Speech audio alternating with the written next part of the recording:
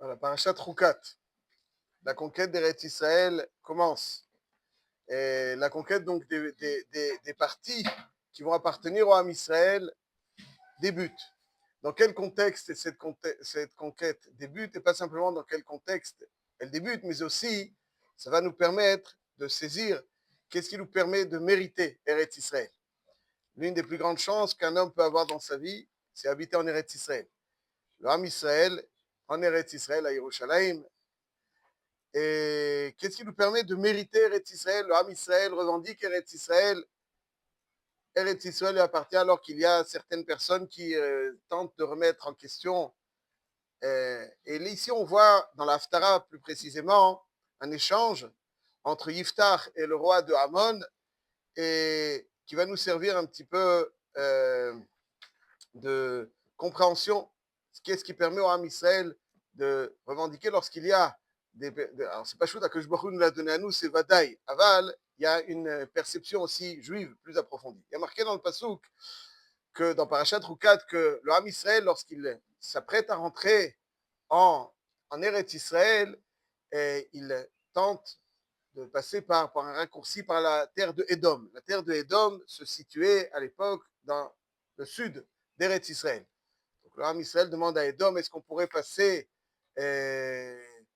pour arriver en Eretz Israël? Évidemment, on ne prendra strictement rien, on empruntera les routes, Bederech HaMelech, les routes principales, sans abîmer quoi que ce soit. Est-ce qu'on l'utilisera, est-ce qu'on le consommera, on le payera? Édom refuse catégoriquement, laisser le Ham Israël passer en sa terre. Ensuite, donc ils vont contourner, ok, on rentre pas dans Édom, on va contourner Édom. Ils arrivent aux portes de la terre de Sichon Melech HaEmori et Vaishlach Israël Malachim qui se situe un peu plus à l'ouest, un peu plus à l'est, pardon, de la terre de Édom, pour essayer de rentrer en Eretz Israël plus rapidement. Et Vaishlach Israël Malachim el Sichon Melech HaEmori les morts. Le Ham Israël donc adresse un message à Sichon, Abara be'artzicha lo nite besadeh u'vcherem, lo nishte meber, on va respecter, t'en fais pas, on va rien abîmer, juste laisse-nous passer, un passage. Et là, Sichon, contrairement à Édom, qui refuse, le Ham Israël donc a demandé une seconde fois à Édom, il refuse encore une fois, il y a un refus de Édom. Et quand il y a un refus, il dit, si tu tentes de passer, on va faire la guerre. Mais Édom n'est pas sorti pour faire la guerre. Le Ham Israël donc lui demande un droit de passage à Sichon, et Sichon, comment il répond? Il sort en guerre. Il sort en guerre. Il dit oui, ni non, rien du tout. Il dit pas si vous passez, je fais la guerre. Il sort en guerre. Velo Natan Sichon et Israël avor bigvolo veyasef Sichon kolamo vayetze likrat Israël. Il sort en guerre. Il veut pas, il sort en guerre direct. Vayilachem Israël. Vayakeu Israël lefi harem. Israël va frapper Sichon. Vayirash et artso me Arnon ad Yabok ad bnei Amon. Qui az gvul bnei Amon. Ça veut dire que Sichon était un roi très puissant qui avait conquis une partie de la terre de Moab et une partie aussi de la terre de Ammon. Et Am Israël, avec sa victoire contre Sichon, il va donc aussi prendre possession de ces territoires que Sichon avait pris de Ammon et de Moab.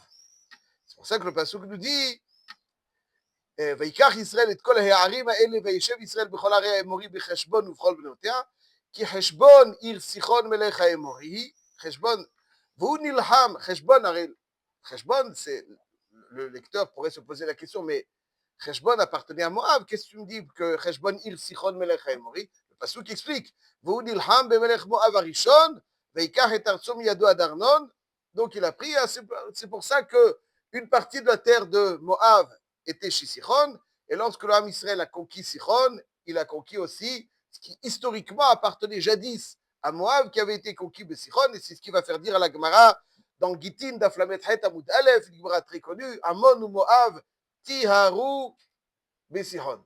C'est-à-dire qu'ils sont devenus Tehorim, aptes à la conquête, par Sichon. Ammon ou Moab, Taharu Besichon, ils sont devenus Tehorim par Sichon. Ça, c'est ce qui a marqué. Donc, il y a une partie du territoire moabite et ammoni qui va être pris par le Ham Israël.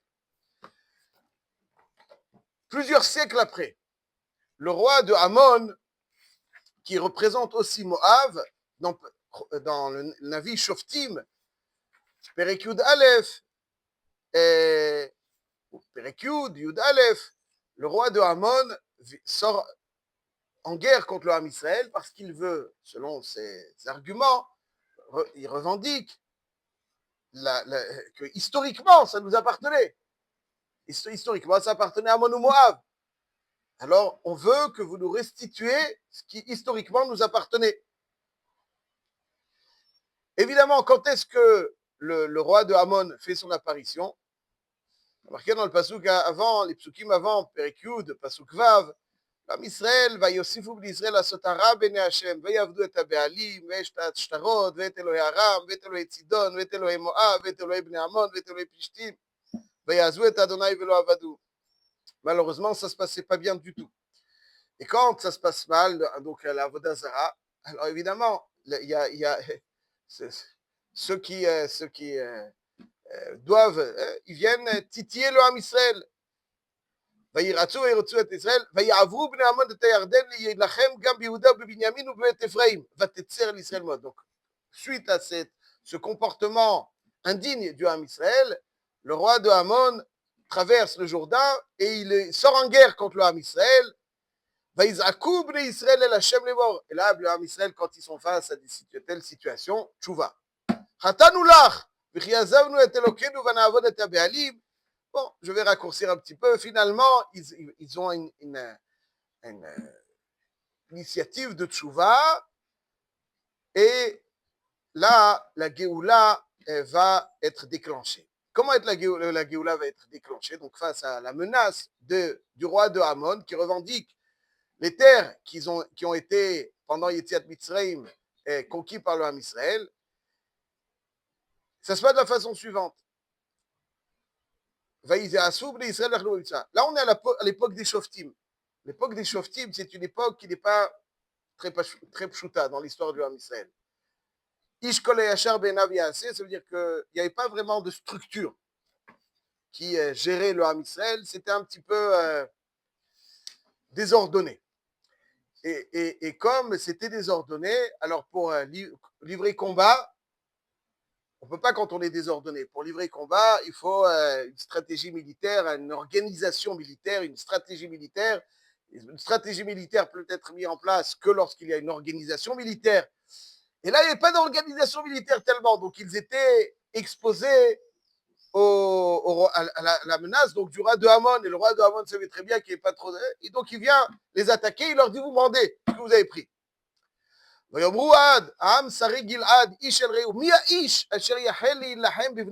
ils étaient paniqués. Qu'est-ce qu'on fait? Qui est-ce qui va pouvoir? Comment on s'en sort? Il n'y a pas d'armée. Il n'y a pas d'armée. Il y a des petits guerriers, mais il n'y a pas d'armée. Pour vaincre, il faut une armée. Ce n'est pas des guerriers. Donc, alors à qui ils ont pensé? À Yiftach. Yiftach Hagil Adi. Yiftach Hagil Adi, ça fut un des meneurs du Ham Israël. C'est le contexte dans lequel Yiftach va être sollicité est très particulier parce que Yiftach, Aya Gibor Haïl, nous dit le texte, mais le père de Yiftach, qui s'appelait aussi Gilad, qui habitait la région de... mais qui s'appelait Gilad, avait une femme duquel il a eu ses enfants et une autre concubine, disons, qui n'était pas... la femme, donc dans tout son prestige, et Yiftach est né de la seconde, celle qui n'était pas prestigieuse. Donc là, le texte nous raconte un petit peu qu'est-ce que l'historique de ce leader qui va finalement vaincre Ammon. Donc c'est un leader qui est né dans une famille où il n'était pas à sa place, il a été très vite jeté. Parce qu'ils lui ont dit, ses frères, et à tort, précisons-le à tort, ils lui ont dit, Vayigarshu et Tiftar ve'brulot tidhal bevet avinu, ki ben isha acheret ata. Ils menaçaient l'héritage, donc ils l'ont jeté. C'est agressif, et c'est injuste, parce que, finalement, c'est le fils ou pas le fils? C'est le fils. Femme première ou pas, ça change strictement rien à la halakha. Il hérite, point à la ligne. Mais eux, ils ont été incorrects avec lui, ils l'ont jeté. Ils l'ont écarté. L'otinhal bevet avinu ki ben isha acheret ata. Pas simplement ils l'ont écarté, mais ils ne voulaient même pas qu'il rôde dans les alentours. Vaïvrach Yiftach mipene hav vaïchev be'eretz tov. Et donc Yiftach, nous dit le Malbim, il était menacé de mort. Il nous saoule, lui. Il est là en train de rôder. Un jour, il va se la ramener en disant qu'il veut quelque chose. Allez, ils veulent le tuer. Comme ça, il dit le Malbim. Donc, il était obligé de se déplacer jusqu'à où il s'est déplacé, Yiftach? Dans un endroit qui s'appelle Eretz Tov. Et c'est quoi Eretz Tov? Marqué dans l'Yerushalmi, dans Masechet 8. Il me semble que le Eretz Tov, c'est un endroit qui n'est pas concerné par le devoir de Troumot ou Maasrot. Donc, où ils sont quelque part pépères. Eretz Tov, ils n'ont pas besoin de donner Troumot ou Maasrot. Mais Eretz Tov. Pour eux, c'est Eretz Tov. Eretz Tov, ils n'ont pas besoin de donner Maasrot, Troumot ou Maasrot, ça s'appelle Eretz Tov. Voilà, paradis fiscal, excellent. Alors, donc ça, c'est Eretz Tov. Donc, il est écarté, il est obligé de se sauver là-bas. Donc, il vit là-bas. Vaïtlaktou, et puis Iftar, c'était pas l'homme le plus. Vaïtlaktou, l'Iftar Hanashim Rekim. Donc il a une petite organisation pas très élogieuse, le Hanashim Rekim, voilà, une organisation telle qu'une organisation pareille se comporte. Top. Et le jour de la menace de Hamon, tout d'un coup, les Ikné Gilad, qui étaient, précisons-le, totalement indifférents face à l'injustice dont a été victime Iftah. Des fois, des Zkenim, quand on assiste à une injustice, on n'a pas le droit de rester indifférent. Les Zkenim d'une ville, ils doivent être là et agir. Eux, ils étaient complètement indifférents. Ils ne voulaient pas s'embrouiller avec la famille de Iftah. Et finalement, ils ont laissé les choses se faire. Et le jour où ils sont menacés, tout d'un coup, ils se rappellent qui est-ce qui pourrait mener un petit peu cette guerre. Ils sont totalement désorganisés. Tout d'un coup, ils disent, tiens, Iftah. Lui, il a un petit groupe d'hommes, ils savent se battre. Donc, on va l'appeler. Et ils appellent Iftach. Et ils lui proposent, est-ce que tu pourrais, vaïtalanou les Kratsin. Pourquoi un Kratsin s'appelle Kratsin? Parce qu'il est à l'extrême. Il n'est pas Kratsin, il a chaîne Katsé. Il a la tête de l'armée. Donc, il lui dit, voilà, est-ce que toi, tu veux être le meneur du combat? Il lui propose ça. Et Iftach, il dit, allo atem senete motivate garsholi mi betavi. C'est-à-dire, vous m'avez expulsé, et maintenant, quand vous êtes dans l'embarras, menacé, vous m'appelez. Qu'est-ce que. Vous avez un regret quelconque? J'ai pas l'impression que vous avez un regret. Et il lui dit, Inachidami, on va te. Non, il dit, t'en fais pas. On t'appelle maintenant, mais c'est pas. On a l'intention. Rabbi Moshe, il rigole déjà. On a l'intention de te nommer chef. Après la victoire, tu seras nommé chef. Donc, c'est bon, t'en fais pas. C'est pas qu'on profite de toi. Tu vas devenir le chef.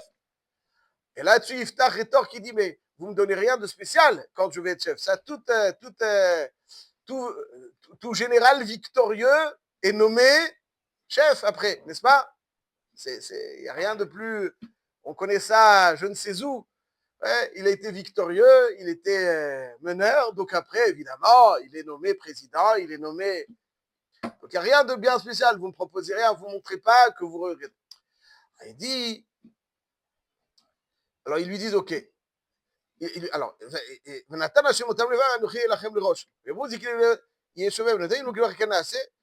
il propose donc Iftar, pas simplement d'être roche après la victoire, mais dès à présent.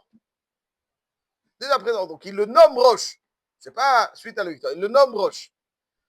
Et donc, il va sur ce, là, Bémet, là, il a quelque chose, une faveur, il montre leur considération, même si finalement, mais en tout cas, il y a quelque chose. Et là, Iftach est prêt à affronter le roi de Hamon. Et là, donc, Iftach va dire au roi de Hamon, il va commencer par la diplomatie. Le Ham Israël n'est pas un peuple de guerre, même face aux menaces, il va essayer de les tempérer. Ouais. Il va essayer de les tempérer. Et donc, c'est la halakha. La halakha, toujours, on propose le shalom. Ouais, c'est la halakha. Même Amalek, marqué dans le Rambam. Quand il faut régler le compte de Amalek, il faut d'abord proposer le shalom. Et donc, pardon? C'est excellent, ouais, c'est une bonne question. Est-ce qu'il y a un chiouf de l'effacer que quand il refuse? Aval al-kol panim, baïkaron, il faut toujours demander, proposer le shalom. Et donc, Iftar ne sort pas directement. Il propose, il lui dit, qu'est-ce que tu veux exactement? Qu'est-ce que tu veux? Alors, le roi de Hamon dit, moi, je veux récupérer les terres de Hamon et de Moab qui jadis avaient été conquises. Et là, Iftar va lui dire, écoute, nous, deux choses. Premièrement, on n'a rien conquis de Hamon et de Moab. Nous, on a conquis Sichon. Parce que quand on est arrivé aux portes d'Eretz Israël, Hamon et Moab, on ne connaît pas. Al Tatzor et Moab, Al Tidgarba Milchama, Kadosh Baruch Hu nous a donné pour instruction de ne rien faire de Moab. Mais on n'a rien fait contre Moab. Nous, on a fait la guerre contre Sichon. Enfin, Sichon est sorti en guerre contre nous et nous avons conquis Sichon. Et donc, par ce biais, Hamon et Moab. C'est comme ça que ça s'est passé. Et on ne voulait même pas conquérir Sichon. On était très gentils, on voulait pas. Et là, lui, il nous a aidés. Donc, on a conquis. C'est même pas dans une volonté de conquérir Sichon. On était obligé de le faire. Donc, finalement, ni on a pris de Hamon ou quoi que ce soit, et même ce qu'on a pris de Sichon, on l'a pris dans la contrainte. Parce que dans une contrainte, j'entends par là dans une optique de défense qui était obligé donc de conquérir et d'effacer la menace de Sichon. Mais poursuit Iftar, parce que vraisemblablement, après tout cela, il dit, ok, mais Sichon c'est un voleur, et vous l'avez pris de Sichon, qu'est-ce que vous voulez? Et là-dessus, il dit, Iftar, Ve'ata, Adonai Elohim Israël orish et haeborim mipnei amo Israël, ve'ata tirashenu. Alo et asher yorishcha kemo shelohecha oto tirash, ve'et kol asher horish Adonai Elohim mipanenu oto nirash. Là, il dit qu'en fait, il clôt le débat. Quand les conquêtes sont sous le signe, sous l'empreinte d'une aide divine, alors c'est Akadosh Baruch Hu qui nous le donne. C'est Akadosh Baruch Hu qui nous le donne. Quand Hachem nous le donne, il n'y a pas de discussion. Il n'y a pas de discussion. Approfondir. Donc ça c'est ce qui clôt le sujet. Et finalement, comment Iftar va faire? Et donc le roi de Hamon n'accepte pas cet argument de poids. Et qu'est-ce qu'il va faire Iftar? Il va contourner, parce qu'il sait très bien que malgré le groupe de guérilla qu'il a, il n'est pas suffisamment organisé pour aller conquérir, pour aller vaincre. Hamon, c'était une armée. Et eux, ils n'étaient pas armés. Mais Iftar, il va avoir l'inspiration de contourner et de saccager le pays de Hamon. Il va mettre le feu aux villes de Hamon, à 20 villes de Hamon, et les Hammonimes qui voient que Iftar a mis le feu là-bas, alors ils sont obligés de rebrousser chemin pour aller protéger et c'est comme ça qu'ils se débarrassent de la menace du roi de Hamon. Donc ça veut dire qu'il n'y a pas de guerre finalement. Iftar est le leader, mais il ne va pas affronter le pays de Hamon, l'armée de Hamon. Il va la feinter. Il va l'obliger à rebrousser chemin en allant donc frapper le pays de Hamon. Ouais, ce qu'on appelle aujourd'hui le Horef. C'est là-bas que ça va se passer. Et donc, il va contraindre. Donc ça, c'est la stratégie qu'il a mis en place. C'est-à-dire, le groupe de guérilla qu'il avait n'était pas un groupe qui était en mesure d'affronter une armée, mais c'était un groupe qui était futé, qui avait le sens de certaines choses, et il va les envoyer, ils vont donc saccager Hamon, ce qui va contraindre l'armée de Hamon à rebrousser chemin, et c'est comme ça que le roi d'Israël va se débarrasser de... Mais ce qui nous intéresse, et sur quoi on va très rapidement mettre l'accent, c'est l'argument de Iftar. Et Hachem, Hachem lo qu'Israël riche, et Hachem yovishcha kemo shelohecha oto tirash. Le chat est comme ça. C'est-à-dire quoi? Alors c'est quoi finalement cette tana? Cette tana, c'est la tana qui doit clore le débat. Et lorsque le roi de Hamon n'accepte pas, alors là c'est dans le Halel HaGadol de Odul Hashem Kitov Ki L'Olam Chasdo. V'natan artzam nahala Ki L'Olam Chasdo. Nahala l'Israël amo Ki L'Olam Chasdo. Pourquoi est-ce que ça se sépare en deux? V'natan artzam nahala l'Israël amo. C'est ça l'objectif. C'est quoi? V'natan artzam nahala. C'est nahala. En quoi on remercie Akadosh Baruch Hu d'avoir donné Sichon Melech Hamorik ou Log Melech Habashan. V'natan artzam nahala Ki L'Olam Chasdo. Nahala l'Israël amo Ki L'Olam Chasdo. Pourquoi est-ce qu'on dit qu'il est Olam Chasdo? Quel chesed il y a dans Nachala, si ce n'est Nachala l'Israël Amo? Il y a un chesed, il y a marqué qu'il est Olam Chasdo. Venatan Artsab Nachala, qu'il est Olam Chasdo. Nachala l'Israël Amo, qu'il est Olam Chasdo. J'ai pas compris. Mais pourquoi? Non! Nous on dit qu'il est Olam Chasdo pour un autre, Khalila. Natan Artsam Nachala pour nous. Nachala, a priori, c'est pour nous. On va, Natan Artsam Nachala pour nous. Nachala Israël Amo, donc c'est déjà marqué après. Vous n'avez pas cette question chaque, c'est une répétition. Vous n'avez pas cette question chaque Shabbat matin. Natan Artsam Nachala, qui est Olam Chazdo. Nachala Israël Amo, qui est Olam Chazdo. C'est la même chose. Puis je la mal Sichon, Melech Mori, qui est Olam Chazdo. Ou Log Melech Bashan, il nous a permis de vaincre, de les battre, alors que c'est des rois surpuissants. Log Melech Bashan, Sichon Melech Mori. Ok, ça c'est la victoire qui a écarté la menace. Mais après, il y a une autre chose. Pas simplement, on est sorti victorieux, Sichon Melech Bashan, mais en plus, Natan Artsam Nachala. Non, mais c'est Nachala Israël Amo, c'est pas shoot. Le chat est comme ça.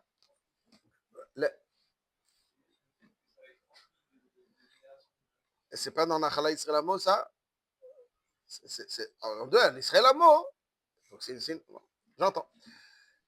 Le Yisod est marqué dans le Sfat Emet. En réalité, qu'est-ce qui permet de mériter Eretz Israël? C'est lorsqu'il y a une opposition entre la Touma et la Kedusha, et nous investissons Eretz Israël, nous libérons Eretz Israël de la Touma pour l'investir de toute la Kedusha qu'elle mérite.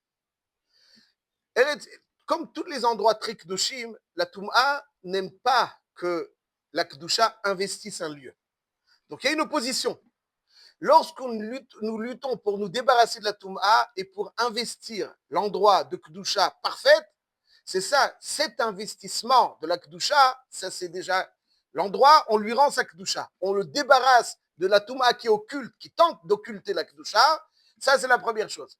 Et lorsque nous investissons un endroit de sa Kedusha qui est sienne, Hachem nous l'offre. Venatan Artsam Nachala, Hachem a permis à la Touma d'être complètement débarrassée de ces endroits pour l'investir de Kedusha. Ça c'est la première. Venatan Artsam Nachala. La deuxième, parce que nous avons investi ce lieu de Kedusha, Nachala l'Israël Amo. C'est ça qui nous permet de mériter. C'est-à-dire que, quelle revendication? Parce que nous avons métamorphosé l'endroit, nous l'avons quelque part, nous avons insufflé son âme, sa Kedusha, si c'est nous qui l'avons fait. Donc c'est à nous de bénéficier du fruit de notre travail. Je dis le Sfat Emet, c'est ça, il y a d'abord la victoire militaire.